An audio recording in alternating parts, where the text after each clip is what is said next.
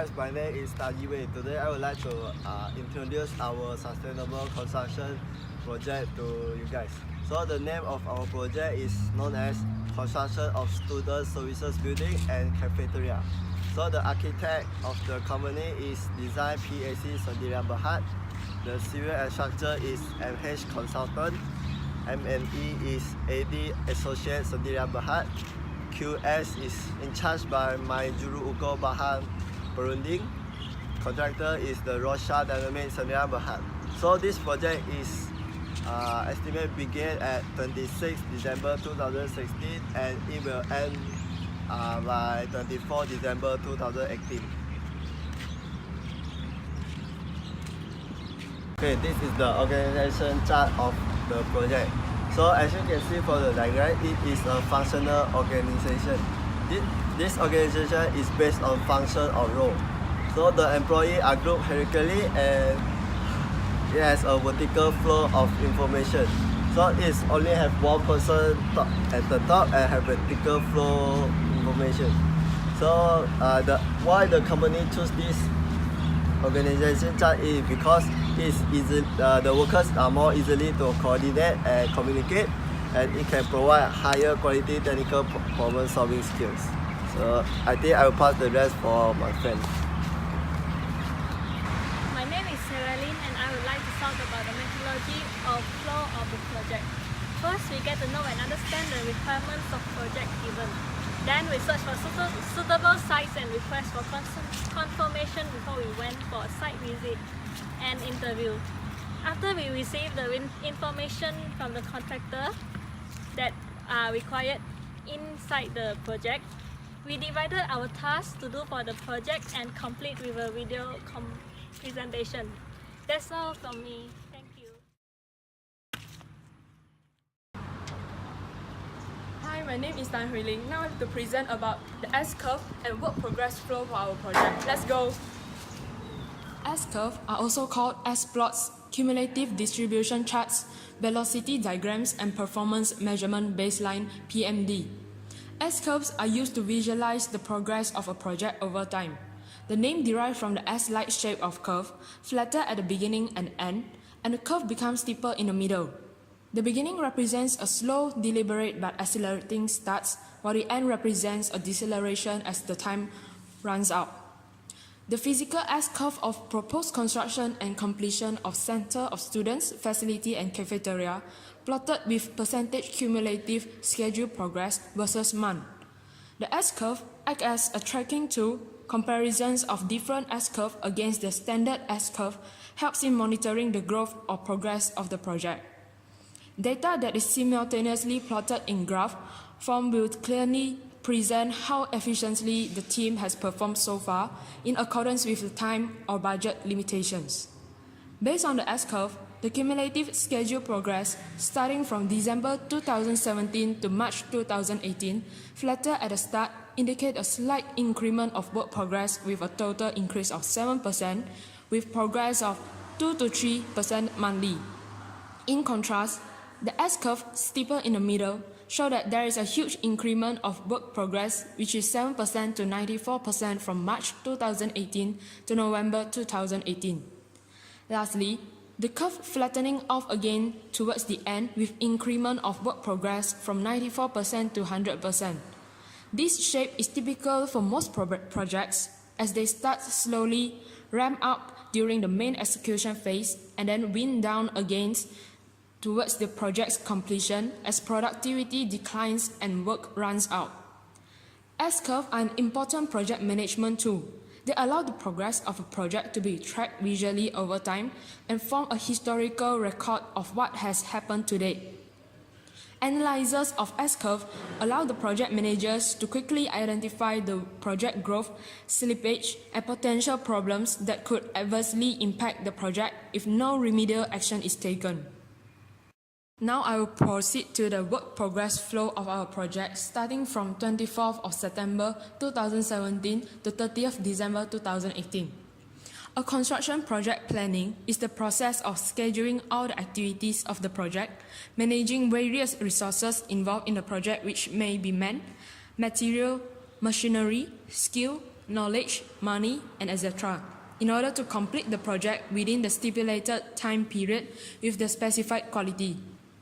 The main objective of this study is to develop effective schedule by defining the various activities and arranging them activities in an appropriate sequential order, to identify the resources required for all activities, allocating and managing the same with efficiency, to estimate the time duration required to complete the individual activities with the available resources and give start and end date of the project, and to estimate the cost required to complete the project with efficiency.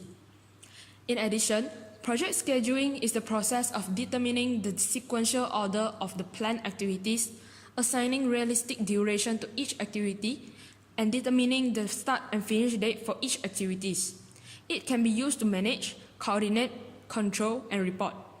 The purpose of project scheduling is to allocate project resources more efficiently, avoid delay of work and activity, minimize cash flow, and to project time and cost control. A feasible schedule is developed by following the steps data required for the project is collected for similar successfully executed projects. All the data required for the preparation of the schedule is allocated from the site, and the site conditions are thoroughly studied, which include drawings, labor allocation details, and site survey reports. With the available data and expert judgment, various activities involved in the project are listed, and the relationship between each and every task or activities are defined. Start and end dates for the completion of each and every activities are defined. The resources available are allocated for each and every activity. Project calendar is set as per the company's working days and working hours per day. The activities are represented by graphical representation called Gantt chart, which clearly indicates the relation between the activities in an easily understandable manner.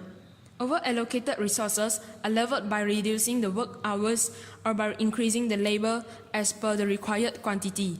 Good morning everyone, my name is Violet Leng. Now I would like to talk about the change phase and the strategy used during the construction process. So let's go.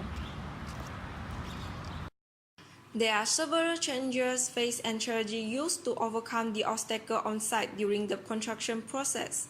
Firstly, the poor weather is one of the changes faced, especially in the rainy season from October to December. The poor weather like rain will cause the delay of the outdoor activities. For instance, when there is an excavation work, rain will turn the freshly dug hole into a mud pit and cause the excavation work to be repeated. Hence, the rescheduling activities such as concrete pour in accordance with the weather schedule is conducted. The water pumps should be also kept on construction site to dispose the accumulated water on site. Besides, the following changes is the budget and resource shortage. Construction project manager should keep updating the financial situation of the firm in order to ensure that the project will not over budget. A well-maintained job costing software is also used to estimate costs accurately and ensure that the task can bring higher profit. The unexpected changes are always going to be a part of construction industry. Somehow the result will be different from what we expected.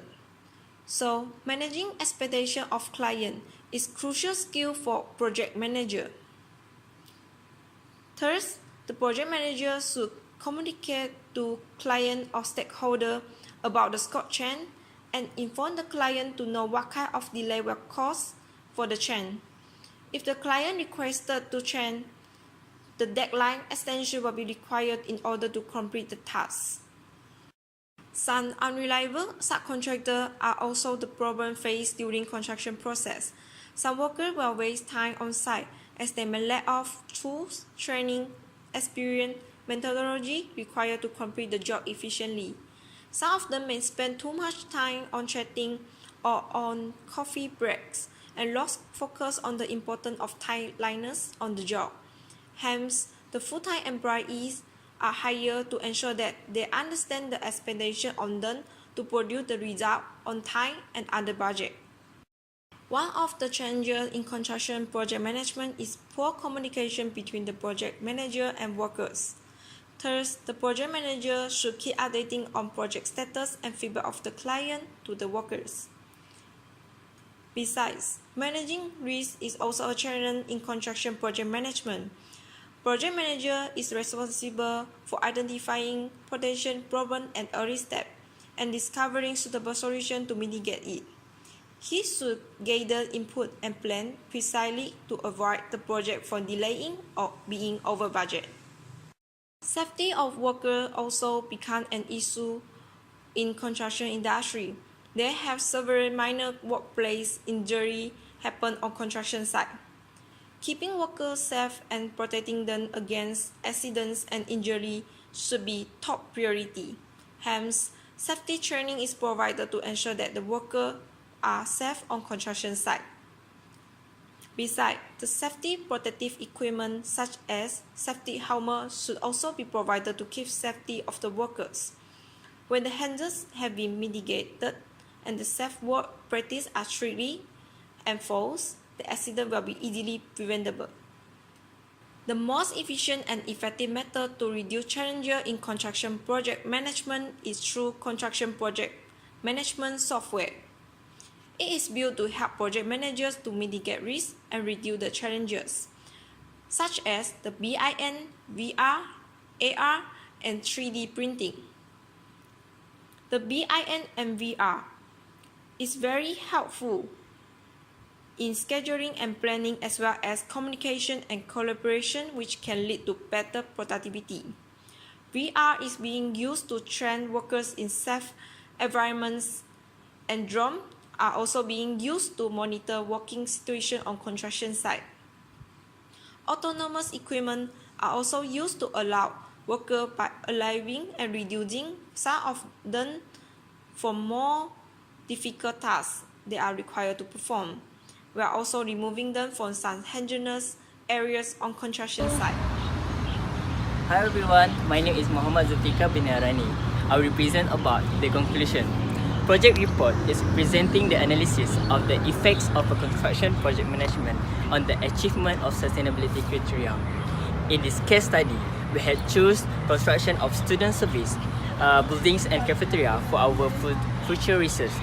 The experience with the construction project management was reconstructed from the interview, building documentation analysis, and theoretical background.